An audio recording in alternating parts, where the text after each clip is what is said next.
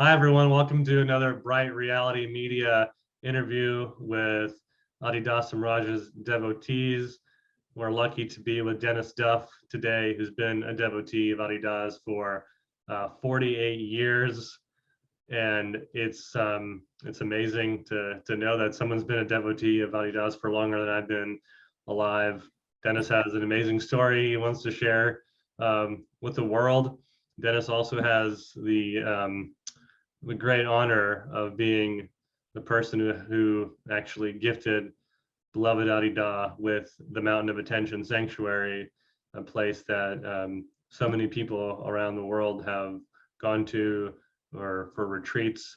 It's a place that I was fortunate to spend almost 2 years living at, and one of his great sanctuaries, one of his forms of agency, unspeakably powerful spiritual center on this earth and the site of so much of Adida's teaching work.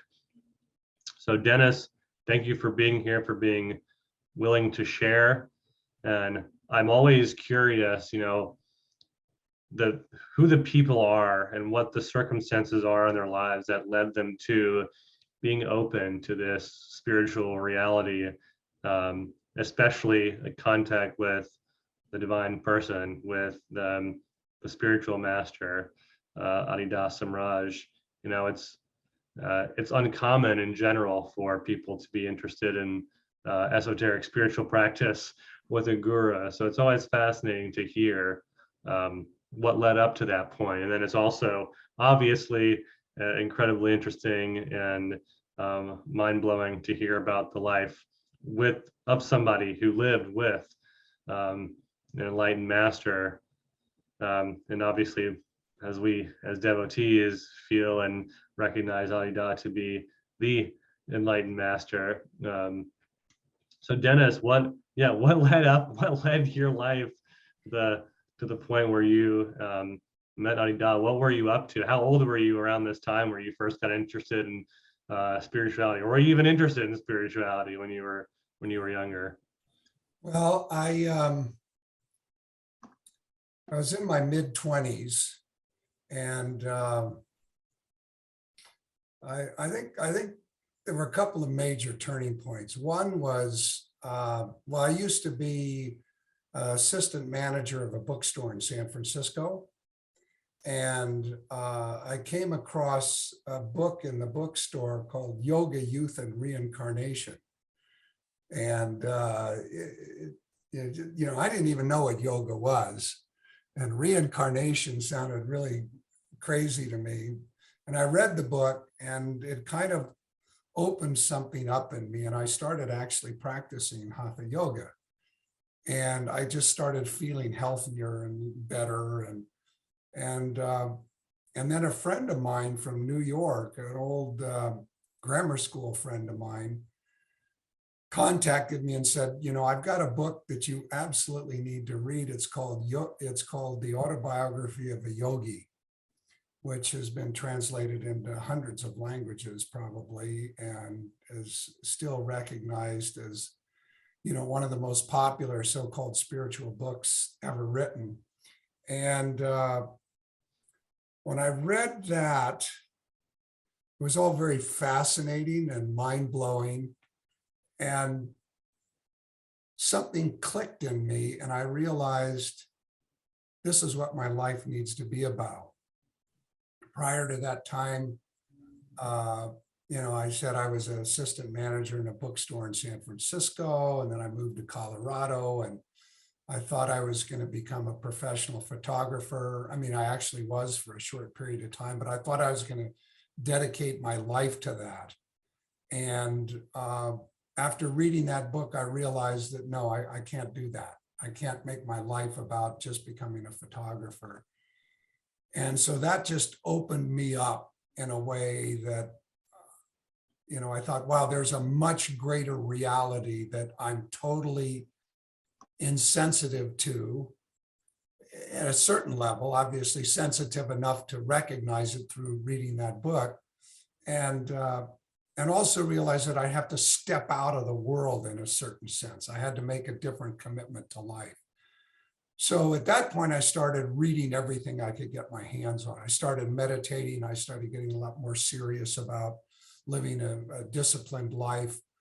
And then I came across Alan Watts, and I read all of Alan Watts's books.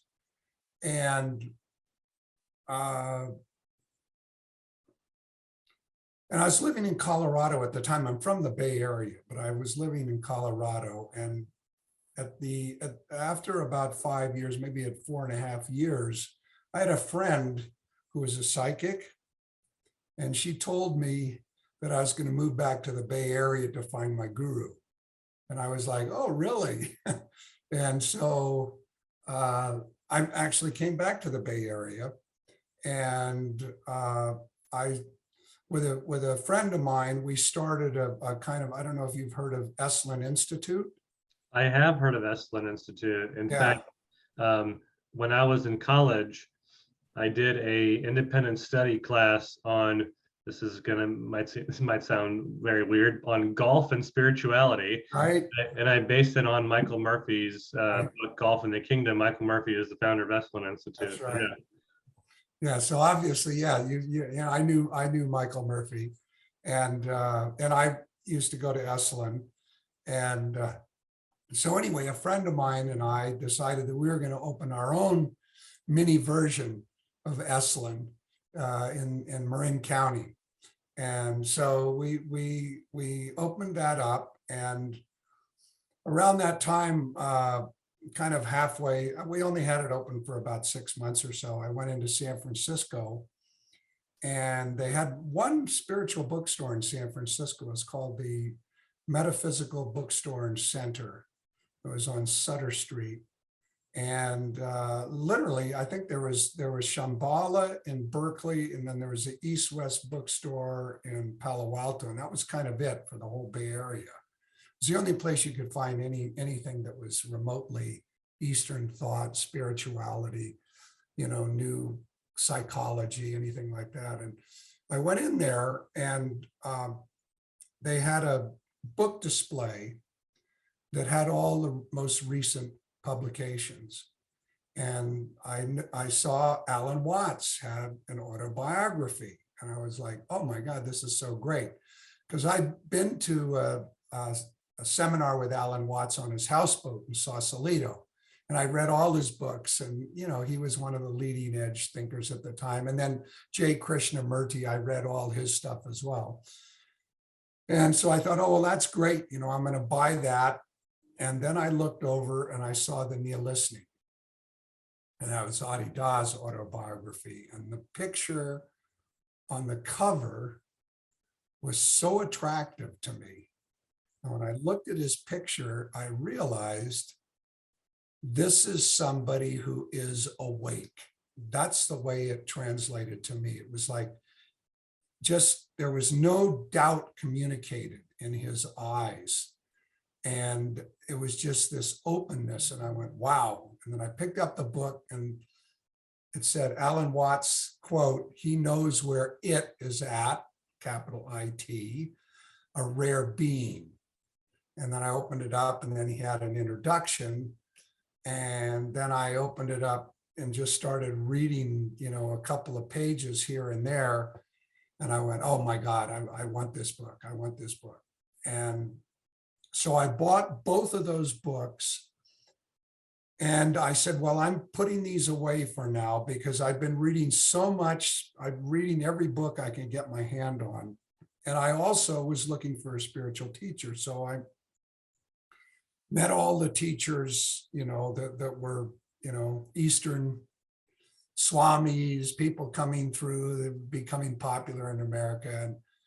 And I didn't find anybody that I thought really represented a true enlightened being. I felt like, they had things that I could learn from and some value there, but nobody that I felt like was completely enlightened. And so anyway, I got those two books, and I said, well, I'll read these over. That was 1972, in the fall of 72. And I said, well, I've got a quick question for you. Sure. What was it about the autobiography of a yogi and this whole period of time that was interesting to you. What attracted you to the spirituality thing in general? Was it where you like dissatisfied with the world? Did you have like some kind of feeling, intuition of what this it was about? Yeah, I did. I mean, I had some, okay, now you're going to make me go back really far into the past, but this is very odd. When I was 6 years old, I think I was 6 or 7. I was very young. We had the grammar school I was going to had a sale, and they asked all the parents to bring all their items that they didn't want to the school, and there was going to be a bazaar, and then they'd sell their items and raise money for the school.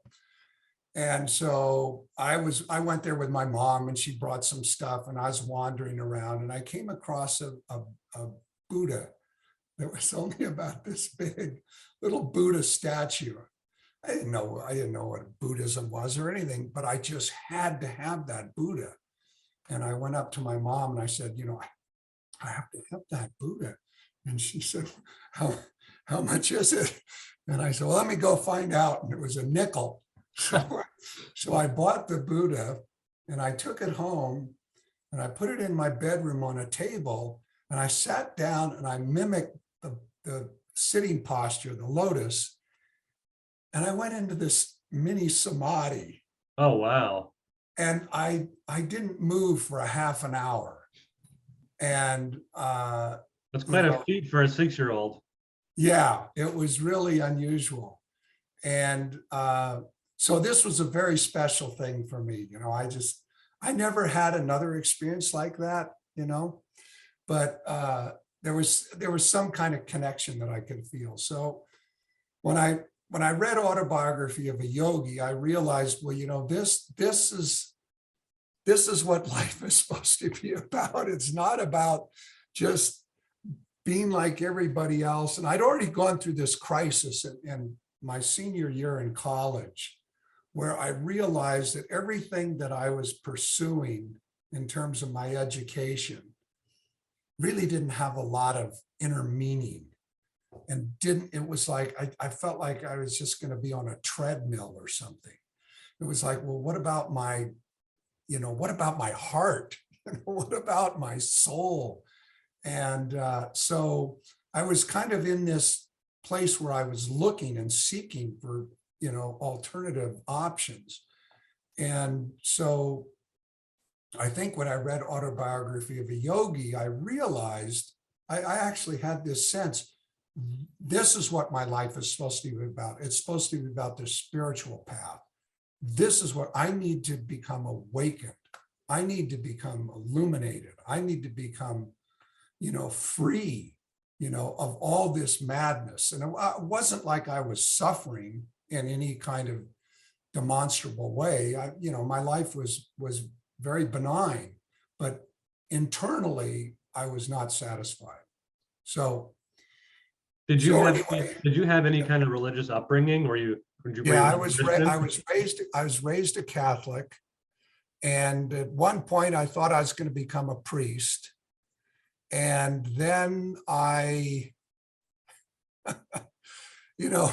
realized the fallacy of those ideas, and I completely rejected Catholicism, and it became kind of absurd to me, all the rules and the fears and going to purgatory and going to hell for eternity and all this, it just seemed like madness.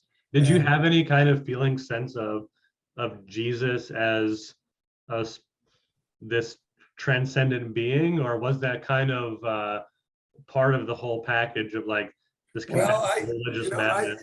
I did. I mean, I had a kind of a connection, and when I was about, probably, I don't know, 10 or 11, I created a church in my basement.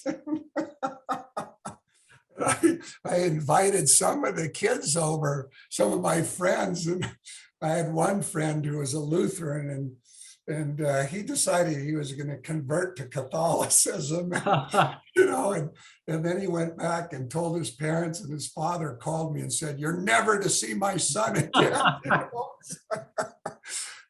So anyway, I was always, I was interested in alternative aspects of life, and consciousness. So those were just kind of naturally there for me. But I want to go back to what I was saying. Sure, yeah. And I'll go back to the Jesus issue, since you mentioned it. So anyway, I bought these two books, and I was going to read them over the holiday, and of course I did. And at the same time, you should also know that I was looking for a guru. I mean, when I did come back, I really was looking, and I met a lot of the teachers and gurus at the time. And then I thought, well, there's just nobody here in the States. So I'm going to have to go to India.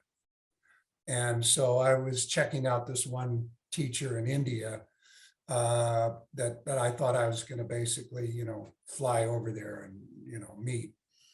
And I read Alan Watts's book. I think it was called In My Own Way. And I realized really quickly that he was just a philosopher. Now, I met Alan and I really enjoyed him. He was a, funny guy and very intelligent, but he was a philosopher. He didn't have any depth of realization. Whatever understanding he had, he got from reading and applying, mentally that understanding into his life and experience, and it made a difference for him. But then I read the Nia Listening, and actually in the middle of it, I started crying. I started weeping because I realized, oh my God, Adi Da, well, he was Franklin Jones at the time. Franklin Jones is an enlightened being. He is awake. And he lives in California, and he's an American, and it blew my mind. It really blew my mind. But after I finished the book, I wrote him a letter. And I told him a little bit about my background and my experience. And at the time, the person that I was most resonant with was J. Krishnamurti. And so I never met him, but I had all of his audio tapes, and I read his books. And so he was the person I was most responsive to. So I told Adi Da about that. And in the letter. Yeah, and introduced myself. And what was it about the knee of listening that moved you so much? Well, this is, there was a couple of sections in there, but reading his process, about his process and what he went through and the teachers he went through and the changes and transformations and the realizations he had, that was profoundly moving to me. And then the wisdom of understanding really got me. But the epilogue blew my mind. The epilogue was like, oh my God, this is just total liberation communication. And, but anyway, the part that got me crying, which is interesting, was when he talked about the Virgin Mary appearing to him. And that must have been because of my Catholic connection. And I just started weeping, it's like, oh my God, this is something that actually happened. But I just, it was just like, oh my God, this is a being who has lived a process of great discipline. I should also tell you, one of the things I left out is, for a short period of time, I got involved with Self-Realization Fellowship. That is Yogananda's group. Yogananda's group. And I had a hard time really connecting with it, but it was something, and I was already meditating, and they were meditators, and so this was good. But I also realized that it's interesting, when I read the autobiography of a yogi, I realized that Swami Yogananda, Paramahansa Yogananda, really wasn't the kind of guru I needed. I needed somebody who was tough. I need somebody who was going to grab me by the throat. I just knew that. I knew I needed somebody like Sri Yukteswar, who was his guru, who was stern and philosophical and intense. And, I just knew that I needed that. And so anyway, I wasn't there for very long. And I introduced my sister to it. And to this day, she's still involved. So she's been with them for, almost 50 years herself, but it wasn't for me. And so anyway, I read the Neil listening, I wrote Adida a letter, and I got a response back in 2 or 3 days, not from him, but from the gentleman that was kind of managing the ashram at the time. And he said, I showed your letter to Franklin, and, he's responded like this, and you can come and to LA if you want. But we're coming to San Francisco, in a couple of weeks. Then we're going to be at the Metaphysical Bookstore and Center, and you can come there. And I'm probably making this story longer than it should be. But no, I want all these little juicy details. They're good for posterity. Okay, all right. Well, then I'll tell you. So anyway, we went to San Francisco. This is kind of funny. So they said, well, okay, well, we're going to do this event at the bookstore, and it's on a Saturday, I believe. And we're going to play an audio tape of Adida at like 4 o'clock or something like that. You can come and listen to that. It's about an hour long. And then at 7 o'clock, we're going to do a slideshow and a, little presentation. So I went in with my wife and at the time, and we listened to this audio tape for an hour. We had no idea what he was talking about. I mean, it was like Greek. It just went in one ear and out another. I couldn't understand anything he was saying. So we left and we had dinner, and I said, what do you want to do? We got an option. We can go back and, hear this presentation, or we can smoke some dope and go see Fantasia. And then I thought, well, listen, I read the book, I connected with the book. I didn't connect with the tape, but I think he's the real deal. We got to go. And so we went, and we arrived at, a little before 7, something like that. And as we walked into the room, there was a devotee standing there, and there was another gentleman who was a public person who was asking him questions. And I just stood there and was listening to his responses. And every question, it seemed that this gentleman was asking the devotee, or at that time we called students, asking the student, his responses were like brilliant. I mean, absolutely brilliant. And I thought, I've never heard such articulate, wise responses. And I asked him, the student, the devotee, afterwards, I said, well, how long have you been with Adida? And he said, 3 months. And I said, 3 months. And he said, yeah, this is his wisdom. And I was like, man, this guy sounds enlightened to me in 3 months. So that was a big impetus. And so after that, I hated the slideshow, because I'm a photographer and I've made my own slideshows, and I thought it was really amateurish. So I was really judging that, and I didn't care for the presenter. He was like angry, and so it was all these lions at the gate, kind of, pushing me away. But I talked to one devotee who had met Adida like 2 weeks before. He'd come up to San Francisco, and they had a satsang occasion with him in his motel room. And she just said, it was the most powerful experience I've ever had in my life. You have to meet him. Whatever you do, you have to meet him. That's the key. And that resonated with me. So I decided on the spot to become a student. And so, I signed up, and then we had a little center in San Francisco. And I think we had about 12 students up here. And it was in a flat on Pine Street in San Francisco.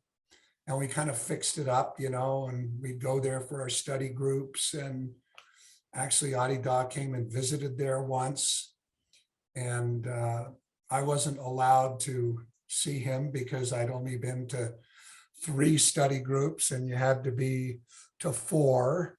And I tried to talk my way out of that, and Gerald Seinfeld refused to give me access. So I'll never forgive him. You shouldn't, no. But anyway, this is interesting. So they spent the weekend with him, and I came back, and everybody was so bright and happy, happier than they were before he'd come. And I noticed it. And I said, wow, he has that kind of impact on people. So anyway, then on March 13th,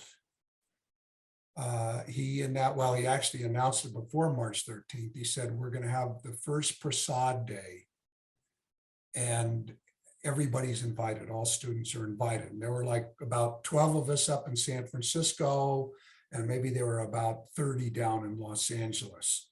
So we all got together for the very first Prasad day. So this was my first meeting. I became a student in January of 73, and then March 13th, 1973 was going to be my first meeting with him. And for those who don't know, Prasad Day is what exactly? It's a day in which the guru offers himself. And so it would usually be meditation in the morning with him. And then in the afternoon, we'd go to a devotee's house in Los Angeles. We'd all have lunch together. And then in the afternoon, he would either give a little talk and ask questions, or he would just take questions. And this was a miracle day. So I'm totally excited. And I decide that I have to show my best side. So for some reason, I wore a 3-piece suit, which was really weird. And so we were sitting, in the meditation hall for the beginning of the day, and Adi Da comes out, takes his seat, and he sits there, and he looks around the room at everybody, and then he closes his eyes, and then I close my eyes, and I go into meditation, and I've been meditating for a while. And the thing that I noticed was this diffusion happening. I felt like my whole emotional, psychic, relational, physical being was opening up and relaxing. And I wasn't having any spiritual experiences or anything, but I just noticed this kind of diffusion of the being. That's the way I would describe it. And after about an hour or so, I opened my eyes and I looked up at him, and he had his eyes open. And he was looking around the room at everybody, and he was making these faces like, and big bug eyes, and his hands were splayed out, and and I was like, what the hell is this? And I thought, oh my God, he's a charlatan. And I just went into this absolute funk. And I was like, oh no, I thought he was awake. I thought he was enlightened. And I remember thinking, that's it. There's no awakened beings on this planet. It's all from the past. There's no truth in the world. And, I'm out of here. And the woman that I was staying with, she was a devotee. And so I'm sitting here in this kind of,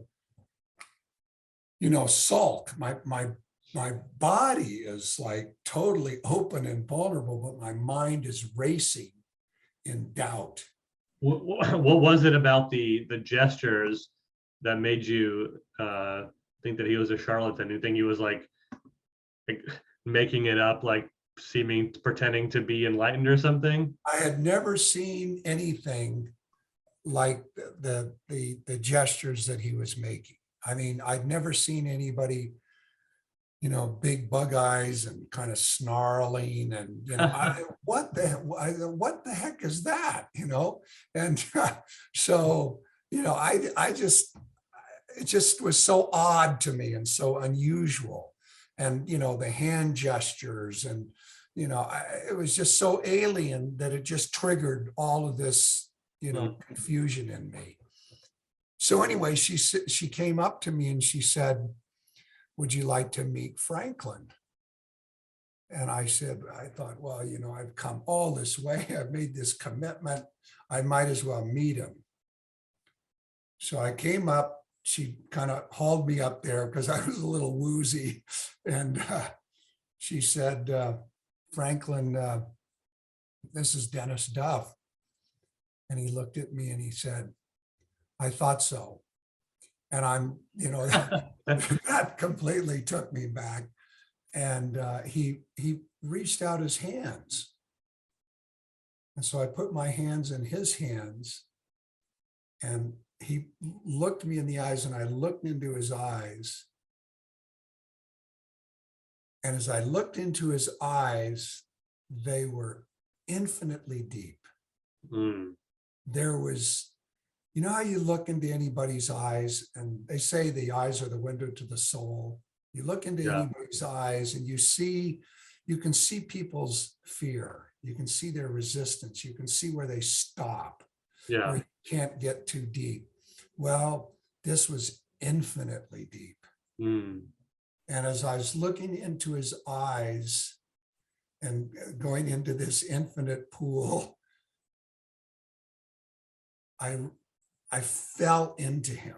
I mean, I literally disappeared, and he reached out and he hugged me.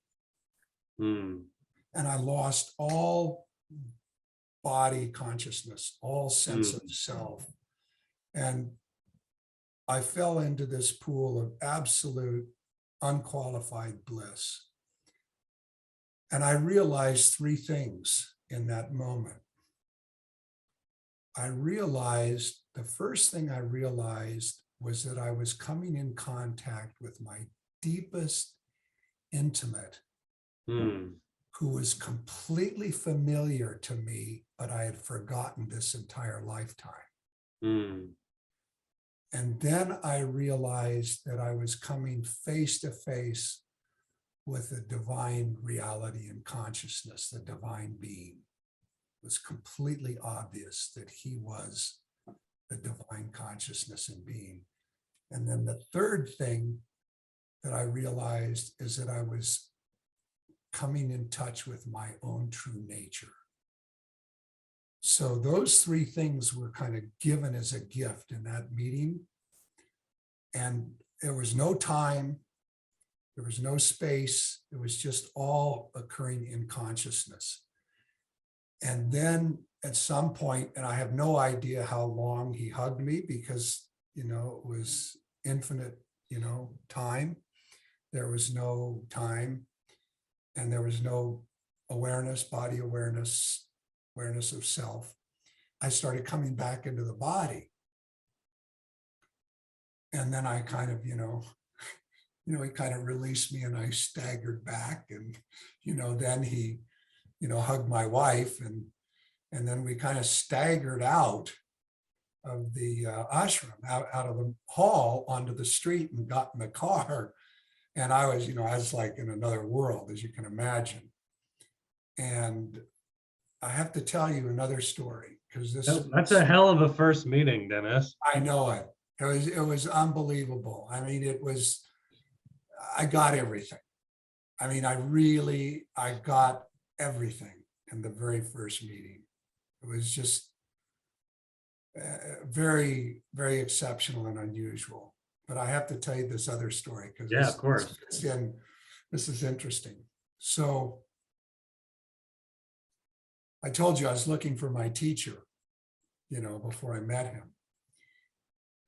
And when I was living in Colorado, before I moved back to California, I was living in Colorado, and I had a dream. And the dream I had was that I walked into this field, and all of humanity was in this field. Half were on one side of the field and half were on the other side of the field. And they were having a tug of war. And I walked into this field and these guards came up and they grabbed me and they said, okay, get at one of the end of the ropes. And I looked at this and I said, this is futile. This is what humanity's doing. I said, I don't want to have any part of this. And they said, you have to. Everybody does this. And I said, I'm not going to do it. And they went, what? And they grabbed me and they took me in front of this big stage. This is a crazy dream. And everybody that was doing the tug of war stopped. They were looking at me. And 3 samurai swordsmen came out with big swords, and they threw me up on the stage, and they gave me 3 knives. Mm. And so I was up on stage and I was jumping around and fighting these guys to fight to the death. It's like, they're going to kill me. And basically I killed them. And I woke up right after I killed them in my bed. Oh man, I blew it. Oh, well, I'll finish this and then I have to go back. But anyway, I woke up and I was in a pool of sweat. I mean, my bed was sopping wet. Okay, so I have to backtrack one dream previously because I should have told that dream first. The first dream I had before this dream was that I was in this garden and an image of Jesus appeared, all dressed in white. And he was free of all stress. His body floated. It's just this, image of an awakened being. And I was walking with him, and we came up to this pond, and in the pond there was this lotus. And he looked at me and he said, see that flower? And I said, yes. He said, I'm not going to tell you the name of it because you'll just forget it. And then I woke up. But I was in absolute bliss because I had a contact with an enlightened being, So my whole body was filled with this bliss and I couldn't wait to go back to sleep. So I went back to sleep. And then I had that second dream, which was absolutely terrifying. Now, the reason I tell you this is because after my meeting with Adi Da, I came out and I got in the car and I was sitting there on the curbside, totally blissed out. And everybody had left the hall. I was the last person to leave. And then he came out, and as an ashram, we just rented another storefront down the way, which was going to be where we were going to have our education, and we were going to create the Dawn Horse Press there. And he started walking down the street to look at the new building that had been rented. and it was the same one. He walked down the street. It was as if he wasn't even touching the pavement. His body was so graceful and so free of any obstruction that it was just an image that I'd never had before of a body with no contraction. It was just totally open and surrendered and given over. So anyway, that was my first meeting. Now I have to. Extraordinary. It goes on a little bit further. So then we go to this devotee's house for lunch. And and we had some devotees that came up from LA to San Francisco. They'd come up, like on Yellow Panico would come up. Anybody that was a salesman that would travel, they'd come up. And so they'd come to our little ashram, I guess you'd call it. And, they would tell us stories and stuff like that. And I was getting some weird ideas about who Adida was, Franklin Jones was. And so I had all these questions in my mind also. And that day, the first Prasad day, he actually read an essay that he'd written and then took questions afterwards. And I didn't ask any questions, but he answered every single question I had. So that day was like, everything was just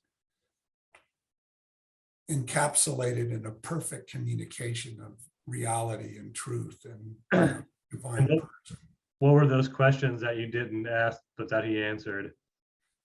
Well, one of the ones was they were making his realization, some of them were making his realization exclusive to him.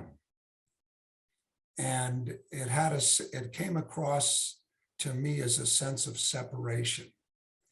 So having that experience of him as being the divine person, and that his condition, his realization was ultimately my condition with no sense of separation, that was very healing.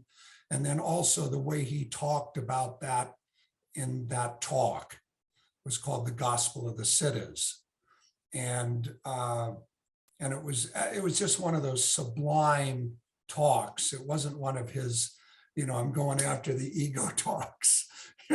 and then it was interesting because for 3 days after that, I was, completely blissed out of my mind, as you can imagine. And I would be working, and in the middle of my workday, I would just start weeping in gratitude for having found, my guru. And it just seemed like, lifetimes, literally. That's the way I kind of at least this lifetime of, wanting to find the truth and where is it, and, getting close, but then not close enough, and then finding limitations. And so anyway, that was a pretty profound first meeting.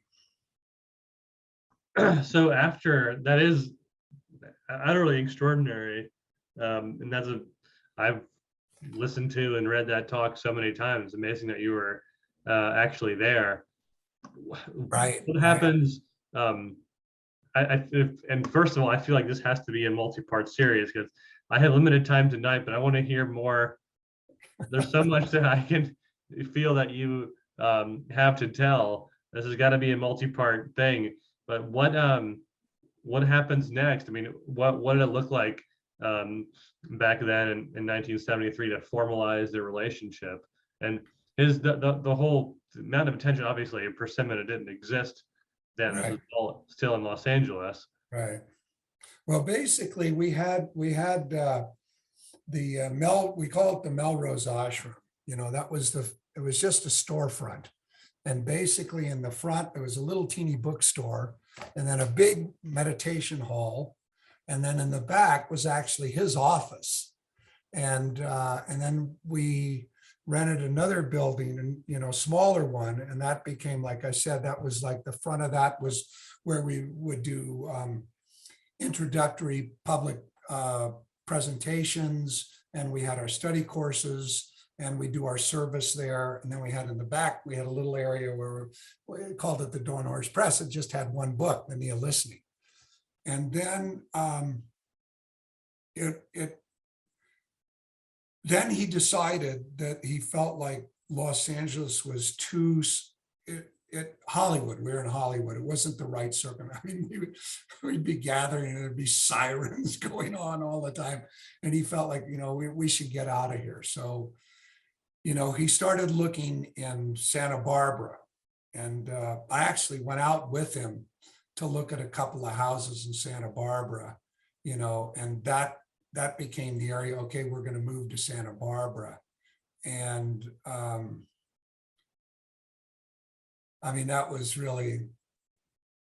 was very special to me, because we found this one house. It was a big house, pretty big house. And then it had these three little like outbuildings. And he said, oh, well, you can live in one of those. You and your wife can live in one of those on this property. And I was like, oh my God, that's just be amazing, but it didn't happen. And so then, we came back to LA, and he said, okay, we're going to rent this office building in La Brea. And we were all very disappointed. It was just 2 blocks away, but now we're still in Hollywood, And so anyway, we rented this office building. And right after we rented it, he said, I'm going back to India. And you might know the story of him returning to India with Gerald. And I remember like the week before he was leaving, we had a Prasad day.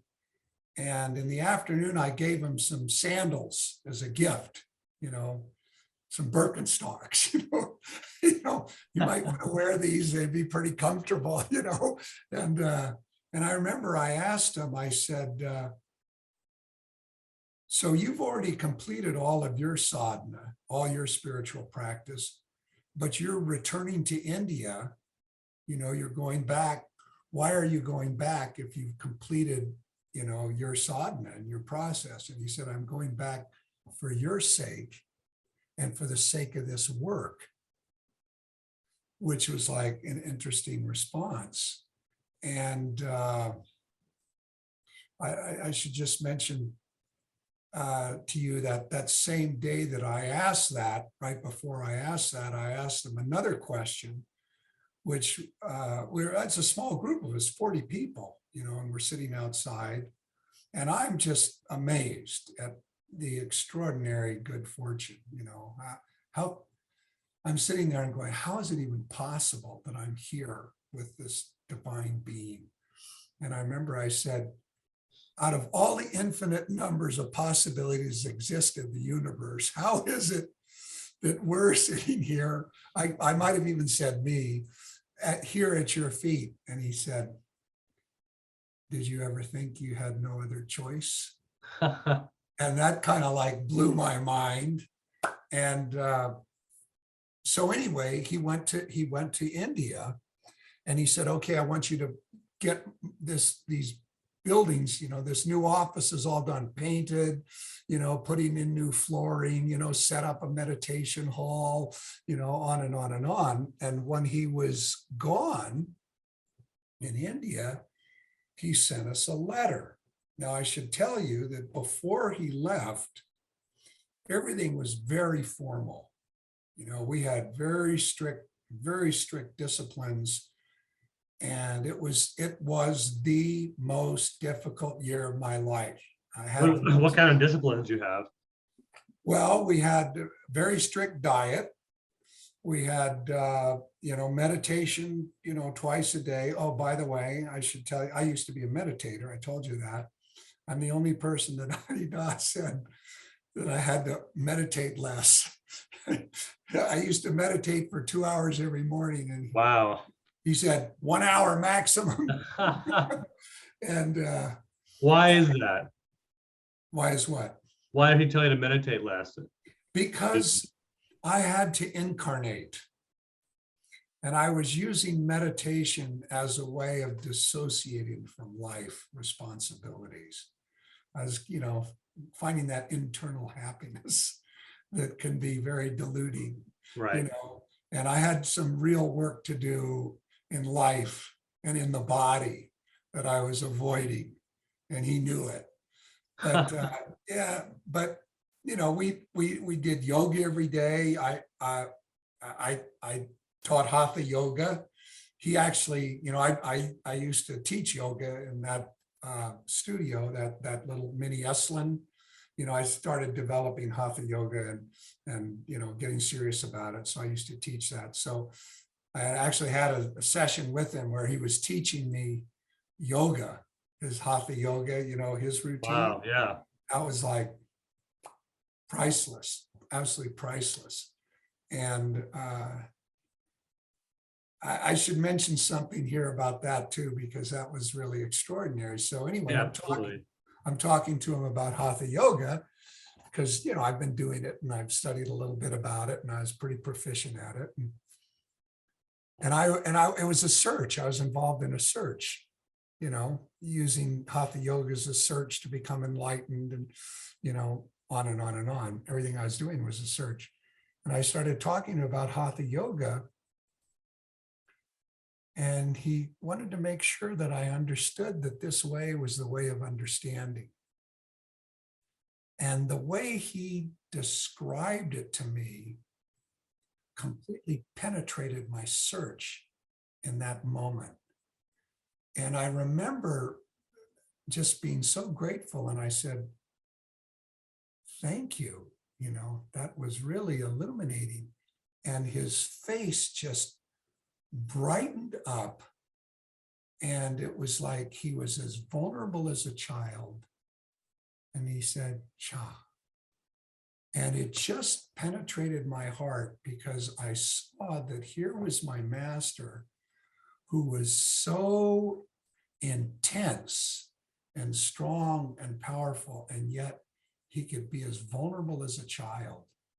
And that really, that affected me. That definitely affected me. But anyway, so we had, we did exercise. We had a whole exercise program. We had a yoga program. We had, discipline on food. We had meditation. We had service every night or study every night. We had study groups, service. We had Saturday was an all-day service day. Sunday was, a Prasad day, So basically you worked and you did your practice and there really wasn't any time for anything else. I mean, if you could get your, laundry done, you'd kind of go, oh, I got a break here. I can do some laundry. So it was just a very kind of, and it was also the purification that was going on was so intense. I used to wake up in the morning and I used to say, literally, this would happen to me. I'd wake up and go, oh, God, I'm still alive. Damn it. Because I knew I was going to have to go through the grind and all this stuff was coming up in me. It was just all of my rotten qualities, were just in my face, and so I had to suffer through all my unconsciousness, all the stuff that was kind of suppressed, that was unconscious. And luckily I had this intense, disciplined life that I couldn't indulge it. So I had to just keep moving through all this stuff. So what was your sense of why all that was coming up for you at the time? How old were you then, by the way? I was 28,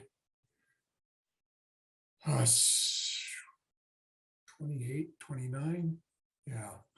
And it was, this is the beauty of it. The beauty of it is that he was giving talks, and he gave talks, like the ashram opened 6 months before I got involved.